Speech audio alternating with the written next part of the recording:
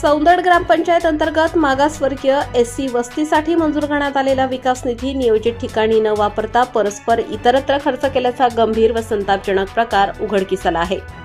या प्रकरणामुळे गावात प्रचंड संतापाची लाट उसळली असून प्रशासनाच्या भूमिकेवरही मोठे प्रश्नचिन्ह निर्माण झाले आहे। मागासवर्गीय वस्तीत सौर ऊर्जेवरील हायमास्ट पथदिवे खरेदी या कामासाठी तब्बल 2 लाख रुपये इतका निधी मंजूर करण्यात आला होता। मात्र प्रत्यक्षात हे काम एससी वस्तीत न करता इतर ठिकाणी करण्यात आल्याचा आरोप ग्रामस्थांकडून करण्यात येत आहे। हा निधी मागासवर्गीय समाजाच्या विकासासाठी असताना तो त्यांच्या हक्कापासून हिरावून घेतल्याची भावना नागरिकांमध्ये तीव्र झाली आहे। या प्रकरणात सरपंच हर्ष मोदी व ग्रामपंचायत अधिकारी वैभव खाटोळकर यांनी संगनमताने निधीचा उद्देश बदलून गैरवापर केल्याचा थेट आरोप होत आहे।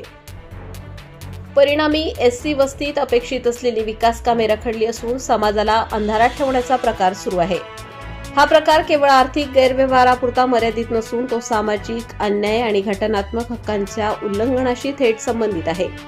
मागासवर्गीय समाजासाठी शासनाकडून मंजूर करण्यात आलेल्या योजना जर प्रत्यक्ष लाभार्थ्यांपर्यंत पोहोचत नसतील तर अशा योजनांचा उपयोग तरी काय, असा थेट सवाल उपस्थित होत आहे। कडक कारवाईची जोरदार मागणी। या गंभीर प्रकरणाची निष्पक्ष व सखोल चौकशी करून दोषींवर कठोर कारवाई करण्यात यावी, तसेच मंजूर केलेले कामे तात्काळ मागासवर्गीय एससी वस्तीतच पूर्ण करण्यात यावे, अशी जोरदार मागणी ग्रामस्थ, सामाजिक कार्यकर्ते व जागरूक नागरिकांकडून करण्यात येत आहे।